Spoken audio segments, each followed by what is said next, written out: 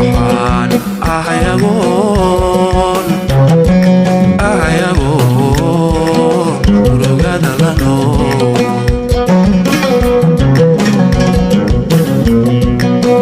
ka igu onkoda aqalka magalo arxani daryeel badnaka ma usho ka igu onkoda aqalka magalo arxani daryeel badnaka ma usho iga awdan ban kulanti wacan oo wanaagsan daawadayaal idil ahaantiinba ku soo dhowaada qaybtii labaad ee buugga sheekafaneedda ah ee saxarle ee uu qoray Faarax Maxamuud waxaanay qaybta labaad ee buugga ku bilaabmaysaa sida tani. Batuulo oo daasadii bariiska ahayd sida ayaa u tagtay Saxarla oo intay daasadii bariisku ku jiray dhulka dhigtay iyaduna dhinac fadhiisatay ayay ku tiri fadhiisa abaayo. waxay aragtay Saxarla oo ilmo ka da'ayso deeta intay daasadii bariisku ku jiray farta ugu fiiqday ayay ku tiri abaaya cun. maadaama ay Saxarla haysay gaajo aad u xuni waxay bilowday inay bariiska sidii ay cidi ka boobayso oo cunto. Batuulo ayaa kacday oo intay xaggii dooli iyo dhuuri u dhaqaaqday ku tiri abaayo waan kuu soo laabanayaa bariiska sii cun. dooli ayay Batuulo dhinac fadhiisatay waxaana dhex martay dood aad u dheer oo arrintii Saxarle ay ka xanaaqday ku saabsan. aakhirkiina dooli wuxuu qirtay inuu Saxarla marada ka tuuray oo boodada ka salaaxay waxaanu Batuulo ku yidhi adi jinni miyaad qabtaa. macallimadu suuqa ayay ku soo biirtay oo waxaan islahayaa lagaaga horeyn kulli xariif kale ayaa cunaye. Batuulo oo xanaaqaadahay ka muuqdo ayaa ugu jawaabtay fiiri dooli cunugtani suuqa ma soo gelin dhib ayaa haysta oo baadiya ayay ka timid ee faraha ka qaad. kadibna iyada oo xanaaqsan ayay dooli agtiisa ka kacday oo u dhaqaaqday gidaarkii Saxarli fadhiday. waxaanay u tagtay Saxarlo oo markaas bariiskii dhamaysatay kadibna dhinaceeda ayay fadhiisatay. markaad eegto Batuulo ma yahayn qof cid kale u naxariisan karto oo waxaa korkeeda ka muuqday darxumo. waxay gashanay toob dhinacyada ka jeexjeexan iyo laba kabood oo dacas ah oo kala midab ah. waxa ku baxay timihii oo ku raamaystay midabkoodiina caddaan isku bedelay basaas darteed. waxay uga sheekaysay Saxarle nolosheeda iyo siday dib jirka ku noqotay. waxay u sheegtay inkasta oo aanay da'deeda si fiican u garanayn haddana inay da'deeda rasmiga ah ku qiyaasayso 14 sano jir iyo in iyada oo 5 sano jir ah ay hooyadeed dhimatay aabaheedna naakale iska guursaday kadibna ay qaadatay habaryarteed oo caruur badan lahaydi. waxay u sheegtay in muddadii ay guriga habaryarteed joogtay ay ku kortay nolol cadaadis iyo xaqdarro ku dhisan. noloshaas oo ahayd nolol aad u adag oo ay qaadan kari weyday. kadibna ay bilowday in iyada oo 8 sano jir ah guriga habaryarteed ka cararta maalin walba oo suuqa laga soo qabto. ugu dambeyntiina inay qiyaastii markay 10 sano jir noqotay ay si rasmi ah suuqa u gashay oo ay dib jir noqotay. sidoo kale waxay uga warantay inay nolosha suuqu tahay mid aad u adag dhibaatooyinkay kala kulantayna aan la malayn karin. waxaanay Saxarla ku tiri waxa lay baray wax kasta oo xun qaad sigaar xabag iyo inaan la seexdo dib jirka magaalada iyo rag waaweyn oo idhali kara oo ciyaala suuqa. Saxarlo oo lula kax ah ayaa labadii indhood soo baxeen waxaana ku dhacay yaab iyo amakaag iyadoo la yaaban waxa gabadhaas yar ee intaas leegi ka hadlayso ee ay leedahay way ugu dhaceen. inkastoo aanay Saxarli fahmin dhibaatooyinkay Batuulo ka hadashay qaarkood haddana waxaa fajac ugu filaa ceebta ay qiratay ee ay ragga kula seexatay.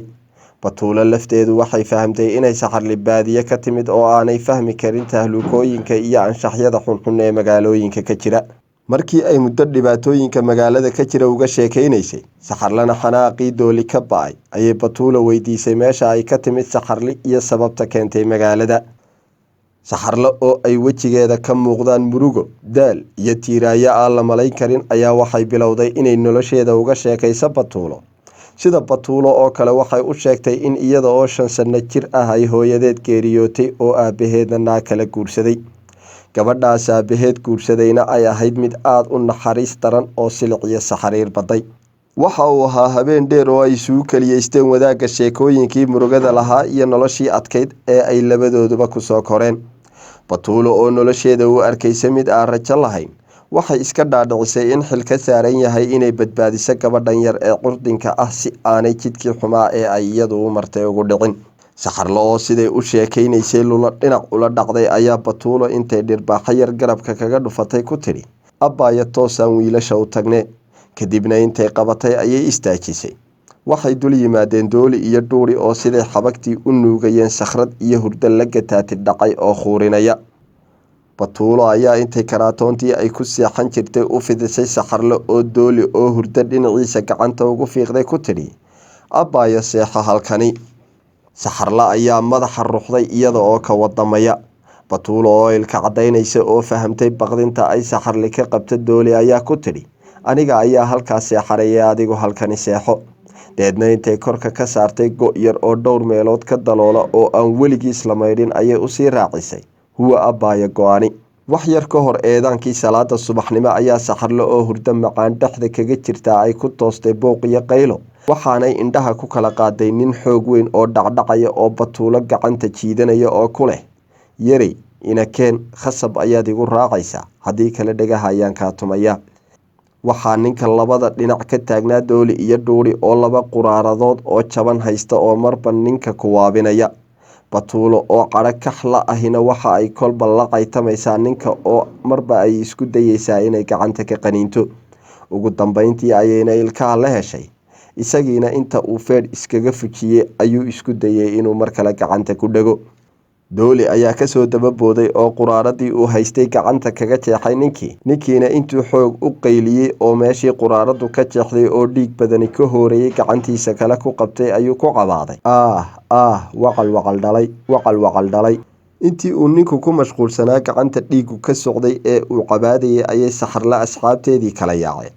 Saxarle oo ka naxsan dhiiggii ninka ka socday oo weli taagan meeshii ayaa intay Batuulo soo noqotay oo gacanta ku dhegtay oo ay xoog u jiiday ayay ku tidhi, "Naasoo qarar, tuugu yaanu ku diline." sidii ay usii cararayeen ayaa waxay gaadheen gidaarkii Shaneema Banaadir oo ay mararka qaarkood seexan jireen haddii aanay qole ka xoog badani sii degin. habeenkaas intii ka hadhay waxay seexdeen gidaarkaas Shaneema Banaadir u dhow. Saxarle oo hurdo macaan bartanka kaga jirta ayaa waxay dareentay wax qabow oo xoog leh oo dusha kaga dhacay. deedna intay naxday ayay kor u booday, kadibna waxay aragtay korkeedii iyo maradii ay huwanayd oo wada qoyan iyo nin labada fool ee sare maqan yihiin oo qoslaya. baaldi madhanna la kor taagan oo ku leh, "Ka kac meesha sharmuuta yahay, biyo qabow ayaan kugu shubay, kuwa kulul baan kugu gedin doonaa." Saxarle oo naxsan garanna weyday waxa uu ninka weyni ku maagay ayaa intay fadhigii ka ruqaansatay istaagtay. waxaanay aragtay inaanay hareeraheeda asxaabteedii midna joogin. inkasta oo asxaabteeda gaar ahaan Batuulo naxariis iyo soo dhaweyn u muujisay, haddana nolosha suuqa ayaa ah mid aad u adag oo ruux kastaaba ku qasban yahay inuu u howlgalo sidii uu u heli lahaa wixii uu maalintaas quudan lahaa. waa nolol la mid ah tii daanyeerka ee uu odhan jiray, "Nin qadhaab hela, nin quwaax hela, nin iskaba qada, ha la qadhaabsado." maadaama oo ay Saxarle hurdada ku raagtay, kooxdii la hurday way qadhaab tageen. kadibna intay hurguftay oo biyihii ka maroojisay gu'ii ay huwanayd ayaa xaggii suuqa Xamar Weyne u dhaqaaqday. urkayga yaal anigoo aradan anfaxana dhammaan. urkayga yaal anigoo aradan anfaxana dhammaan. afka saarin baan eedaadayaa, afka saarin baan eedaadayaa. waxay ahayd maalin ciid ah, waxayna gashay suuqii oo cakiran oo dadkii ka batay. waxay la yaabtay meesha waxan oo dad ahi ka yimaadeen. waxaa jidadkii suuqa ee cidhiidhiga ahaa sii xidhay dadkii iyo baabuurtii oo fooda isla galay. waxaa niyaddeeda ku soo dhacday odhaahdii ay islaamaha ka maqli jirtay ee ahayd, "Meeshaasu shiicirka loo tuuraa dhulka uma soo dhacaysa khalqiga isdhaafaya dartiis." iyaduna intay go-eedii qoyanaa kilankilada gashatay ayay mawjadii dadka iyo baabuurta ahaa dhex qaaday. maalinta ciidda ah waa maalin ay si fiican u qeeshaan dhammaanba ciyaalka dib jirka ahi, mid sadaqo hela, mid xamaal hela iyo mid xoogsi helaba. maadaama aanay Saxarle khibrad u lahayn sida looga qadhaabsado suuqa, waxay ujeedda la-aan marba dhinac u socotay suuqii mugga weynaa. jahawareer ayaa ku dhacay, waxayna fahmi weyday suuqa sidaas u mugga weyn sababta ay cagaha u dhigi kari la'dahay ee ay dadku tuurtuurayaan. waxa ugu darnaa oo ay khaati ka joogsatay xamaaliintii kaariyoonayaasha eryanayay ee rabay inay maalintaas lacag badan shaqaystaan oo mar walba dhinac u kala tuurayay.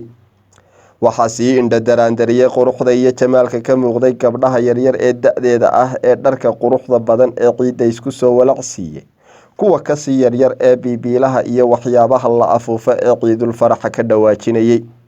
waxay indhaha ka jeedin weyday dhaldhalaalka dahabka ay dumarka iyo hablaha yaryar gashanaayeen iyo quruxda dharka cusub ee la isla dhaafayo, iyadoo hadba sanka la raacaysay carfiga haweenka kasoo kamaya iyo udgoonka qadarka isku soo shubeen. maadaama aanay saxarli weligeed ciidin wax masayrahi kama gelin bilicda iyo quruxda hablaha yaryar ee ficeeda ah ka muuqda, laakiin waxa ay ku soo kicisay xusuustii hooyadeed oo waxay dareensiisay inay intaas iyo in ka badanba ay u samayn lahayd ama u iibin lahayd haddii ay noolaan lahayd hooyadeed. sidii barba dhinac loogu tuurayay ayay daashay, waxayna aragtay dhagax weyn oo dhinaceeda yaala. dhagaxii ayay ku fadhiisatay oo dadkii isdhaafayay ayay daawatay. sidii ay dadkii isdhex socday u daawanaysay ayaa waxay noqotay sidii wax gam-ay oo kale, waxayna gashay riyo dheer oo ah iyadoo hooyadeed la socoto oo dharkii ciidda gashan. waxay iska dhex aragtay suuqii laga buuxay oo iyada iyo hooyadeed marba dhinac u socdaan oo meherad gelayaan oo ay leedahay, hooyo kan ii iibi, jallaata ayaa rabaa iyo waxyaabo lamid ah. saxarle oo riyo macaan dhexda kaga jirta ayaa haweeney garabka taabatay weydiisay, yarey shaqa ma rabtaa? sidii wax soo baraarugay intay saxarle naxday oo kor u booday, riyadii ay ku jirtayna run mooday ayay tidhi, hooyo. haweeneydii ayaa intay indhaha ku gubtay ku tidhi, naa hooyadaa mayhiye, shaqa ma rabtaa? saxarle oo weli naxsan ayaa madaxa ruxday iyada oo haa ka wada. haweeneydii ayaa intay sallad khudaari ka buuxda gacanta ugu fiiqday ku tidhi saxarla, kac oo dambiishan qaad. saxarle oo aad moodid inay dheelalowsan tahay ayaa istaagtay. deeta haweeneydii ayaa weydiisay saxarla, naa waa maxay waxaan qoyan ee kilinkilada kuu gashani? saxarle ayaa haweeneydii ugu jawaabtay, waa go. intay go-ii ka dhufatay oo meel qashin tuulan yahay ku tuurtay ayay ku tidhi, naa aniga ayaa go' fiican ku siinaya, iska tuur waxa. wax yar kadib haweeneydii ayaa cod weyn oo kulul ku weydiisay magaceeda oo ku tidhi, naa magacaa? cod gaaban oo baqdani ku jirta ayay ugu jawaabtay, saxarla. haweeneydii ayaa iyaduna ku tidhi, aniga waxaa la yidhaahdaa cadday, laakiin dadka edabta darani waxay iigu yeedhaan canabneero, adiguna hadalkooda ha maqlin. waxayna iyadoo xoog u tallaabsanaysa u sii raacisay, ha iga hadhin meesha waa lagu kala lumaaye. waxay saxarle haweeneydii sii daba hantaqlaysaba waxay ugu dambeyntii gaadheen suuqii khudaarta. kolkii ay soo adeegatay haweeneydii ayaa intay saxarle ku tidhi naa soo soco si xoog lehna u tallaabsatay. wax yar kadibna waxay gaadheen meeshii tagaasida laga raacayay.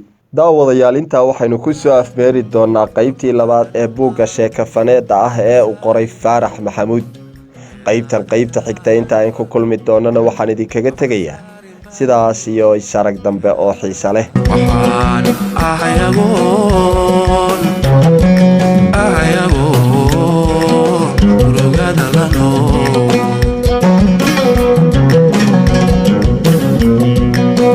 ka igu onkoda aqalka ma galo, arxaniyo daryeel badna kama usho.